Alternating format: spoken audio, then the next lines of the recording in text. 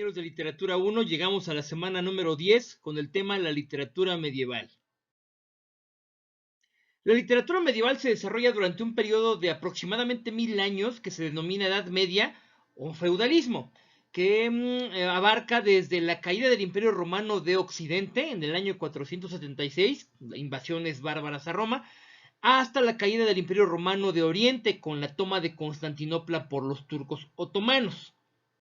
Durante este periodo se desarrollan las características y se consolidan las características de lo que conocemos actualmente como la cultura occidental.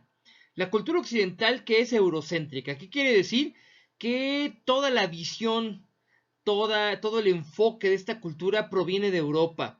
Que los europeos por eso llaman descubrimiento, entre comillas, al acto que realizan de encontrar nuevos territorios, de encontrar nuevos continentes, y ellos le llaman descubrir porque para ellos están llevando la civilización, llevando la cultura, llevando la luz, llevando la verdadera religión al resto del mundo. Esto es eurocentrismo, y así es la cultura occidental, es eurocéntrica.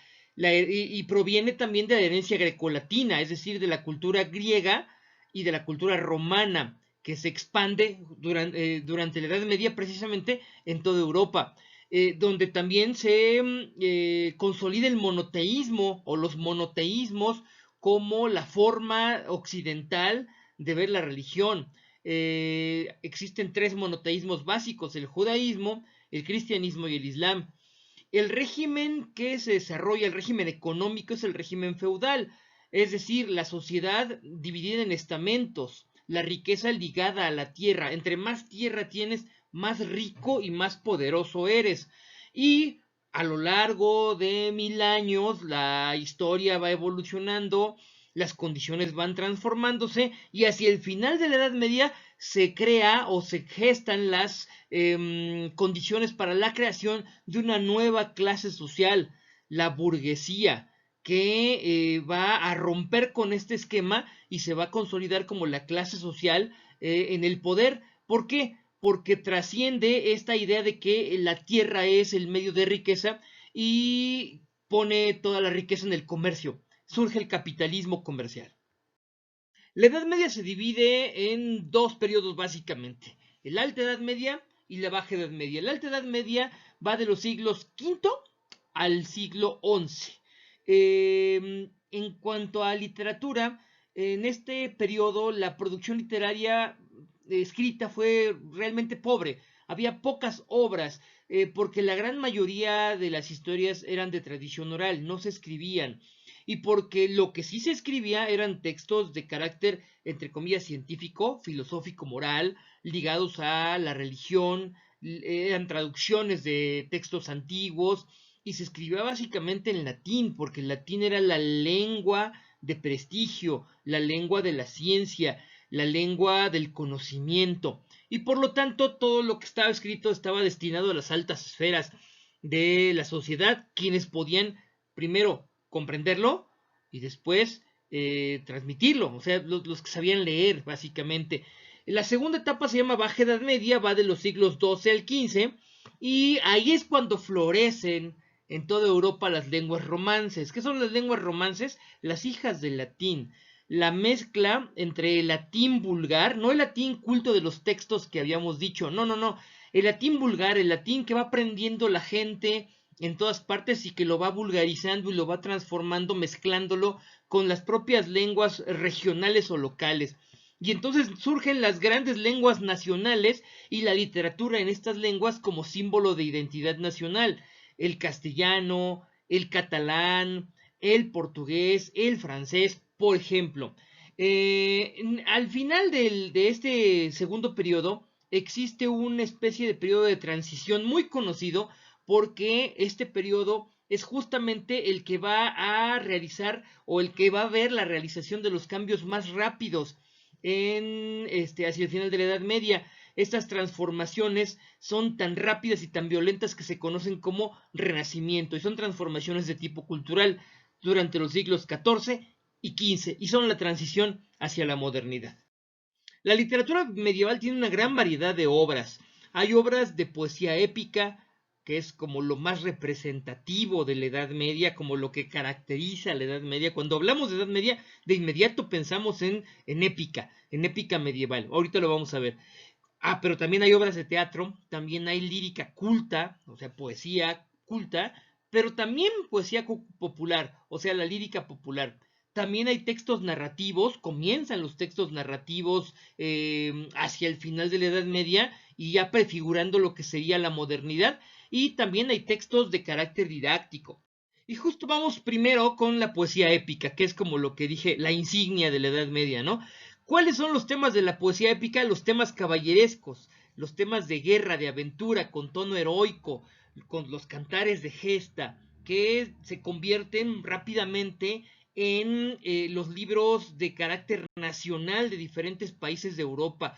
Por ejemplo, el poema del mío Cid, que es el cantar nacional de España, el cantar de Beowulf, que es de Inglaterra, el cantar de los Nibelungos de Alemania, y así, etcétera, el cantar de Rolando u Orlando, que es un cantar típico nacional francés, etcétera. Y son los libros de caballería los que van a dar, digamos, como realce a la literatura medieval, son como los más conocidos, pero también las agiografías. ¿Qué son las agiografías? Significa vidas de santos. Agio significa santo y grafos es descripción de un santo. Y esto se va a utilizar para dar ejemplo de comportamiento moral, para decirle a los lectores cómo se tienen que comportar, cómo ser como un santo. Hay que tener en cuenta que la religión cristiana tuvo un gran poder en Europa durante esta época y entonces las vidas de los santos, que son aquellos que siguen los preceptos de la religión cristiana de manera fiel y que se vuelven muy cercanos a estos preceptos, había que enseñarla y no hay una mejor manera que enseñarla a través de un texto que nos sirve como un ejemplo de vida, las vidas de santos. En lo que se refiere al teatro, al género dramático, pues las obras no son de muy alta calidad, ni de un gran montaje, ni siquiera están tan centradas en la forma. Lo importante en las obras de teatro es enseñarle a quien no sabe leer, a quien no sabe escribir, a quien no puede tomar la Biblia, sobre todo, para poder leerla y aprender de ella, enseñarle cómo comportarse, enseñarle algo sobre los contenidos de la propia Biblia, sobre los misterios de la fe, sobre la liturgia eclesiástica.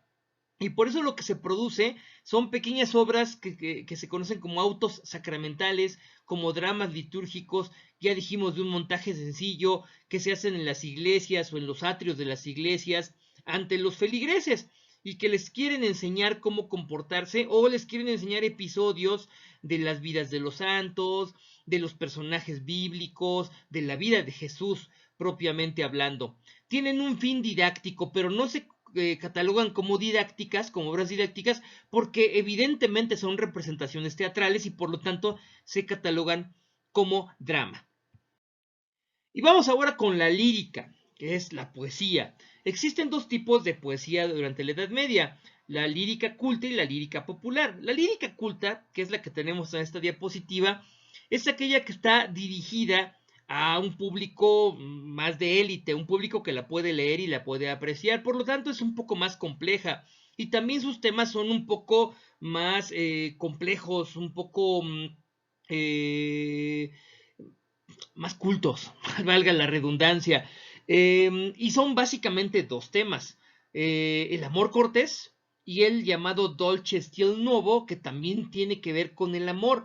O sea, el gran tema de la literatura lírica medieval es el amor, pero el amor entendido como amor cortés o como dulce estilo nuevo o dolce stil nuevo. ¿Qué es el amor cortés? El amor cortés rescata el Ars Amatoria de Ovidio, el gran poeta latino, que dice que el amor es un amor de sufrimiento, un amor celoso, un amor impulsivo, apasionado. Esta idea que tenemos todavía mucho en la modernidad, en el mundo contemporáneo, de que a la mujer se le conquista, como si estuviéramos hablando de una guerra, de una batalla, y que la mujer es un trofeo, un premio. Esta idea viene de la Edad Media, es más, viene de mucho antes, es una idea de Ovidio en el Ars Amatoria, como si el amor fuera una enfermedad y la única manera de curarnos de esa enfermedad es ejercer el amor, es conquistar a la dama, como si fuera un territorio, como si fuera una competencia, y además tener celos y sufrir si la dama no me hace caso. Desde el hecho de decirle dama, ¿no? Y de ponerla como una especie de objeto que no tiene mucha participación en las artes del amor, más que seleccionar al mejor caballero, seleccionar al mejor espécimen, al macho alfa. Bueno, pues esta forma de entender el amor es latina de Ovidio y se refuerza en la Edad Media, ¿eh? Y después con el amor del romanticismo que ya veremos en clases posteriores.